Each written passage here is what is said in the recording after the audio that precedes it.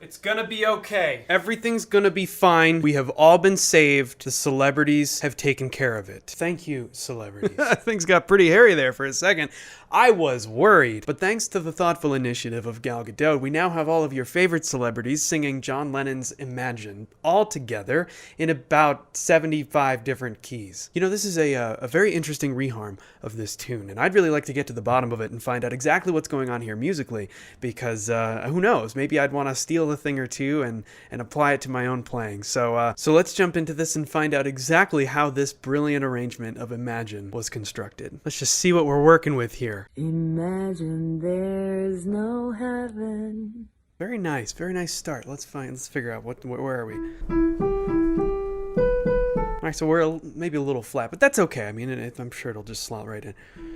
So that's gonna be C. Imagine there's no heaven.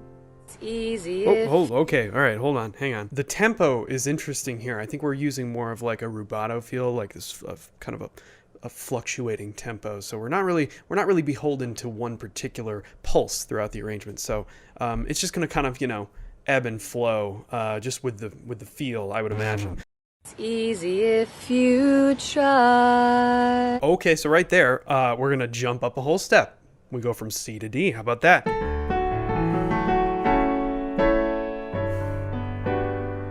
That's really nice. I kind of like that, actually. Imagine there's no heaven. It's easy if you try. That's nice. That was a good idea. That was good thinking. No hell below us. Imagine there's no heaven. It's easy if you try. No hell below us. Okay, so I see the motif that, you know, that's going on here. So we climbed up a whole step, and now we've climbed up another whole step. This is really clever. This is really clever. So let's see. Above us only sky. Are you serious? Above us only sky. It's another it's another whole step. It's perfect. It's brilliant. Almost like it was on purpose. Imagine there's no heaven. It's easy if you try.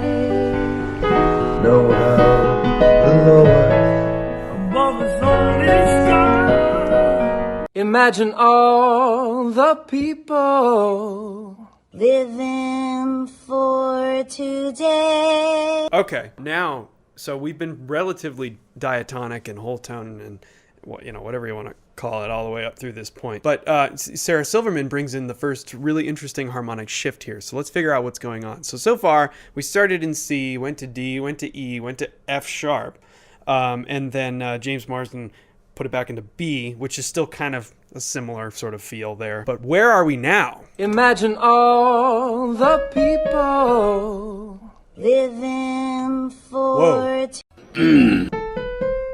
Whoa. Uh-oh. living for today.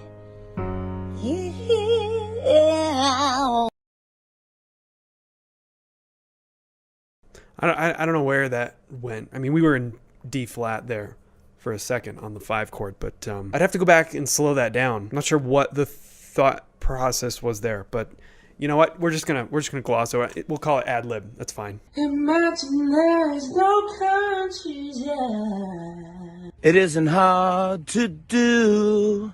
My guess is that's Jimmy Fallon doing John Lennon. But the bigger question is, what key are we in? It isn't hard to do. So we're in like C quarter flat. I'm really sorry, people with perfect pitch. This has got to be even worse for you. Major 6. Nothing to kill or die for. Natalie Portman sticking with the same key, although she's a little more in tune. Out of the real musicians who are actually in this, I'm amazed that nobody thought to ask, like, hey, are we all choosing a key, or how's this gonna work? And no religion too. 3 in a row in the same key. I don't believe it. Oh, and then we jump from C to E. Imagine all the people living for today.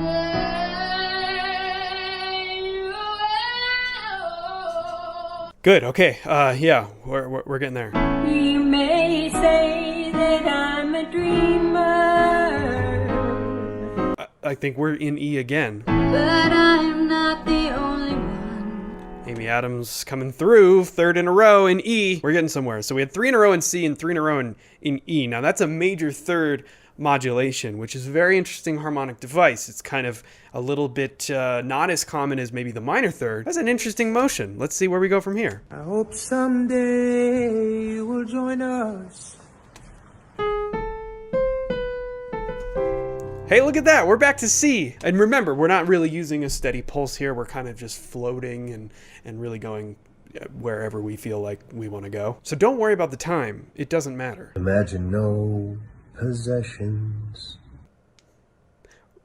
We're going to ignore that one. I wonder if you can. Very nice, very solidly in A flat. We went there from E, which is another major third. So we're using this major third motif here. So we're then moving up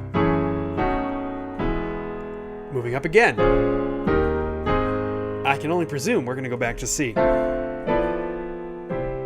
Let's see what happens. No need for greed and hunger. Will Ferrell, we almost got there. We were a half step away because that was B and not C. So kind of ruined the harmonic motion we had going on there. Brotherhood of man. Is that Mark Ruffalo? For a second, I wasn't sure if it was Mark Ruffalo or Ty Lopez. Here in my garage. No need for greed and hunger. Brotherhood of man. Back to C. So if Mark Ruffalo got us there, Will Ferrell dropped the ball, but we made it eventually. Sharing all the world. Back into B. Okay. You. For a second, we were there. They may say that I'm a dreamer. E flat. Okay. I don't think we've been in E flat yet. Who knows? We might even be trying to use all 12 keys in this arrangement. I'm not sure. We'll have to keep listening over and over again. They may say that I'm a dreamer. Oh, okay. So now we have a tempo. We're introducing a tempo for the first time in the arrangement. It's right about here. Nice little sidestep and a snap. That's nice. That's nice. So after all this uncertainty and the rubato quality of just sort of being free and letting it fall wherever we want it to, now, right towards the very end, we're going to introduce a nice steady pulse. It's an interesting compositional choice, but let's see where it goes from here. But I'm not the only one. Wow. E flat again. Perfect. Really, really good. I hope someday you'll join us. And the world is one. And bring it back to Gal to wrap it all up back in the key of C. I gotta tell you, I for one feel much safer. These ideas compositionally are super interesting, and I'd like to experiment with them. I feel inspired to kind of try these out in my own writing and in my own arranging. But let me know what you guys think in the comments below. What was your favorite part of the arrangement? What was your favorite key change? And who is your favorite performer out of everybody? That's it for today's musical analysis, and we'll see you next time. Thanks for watching.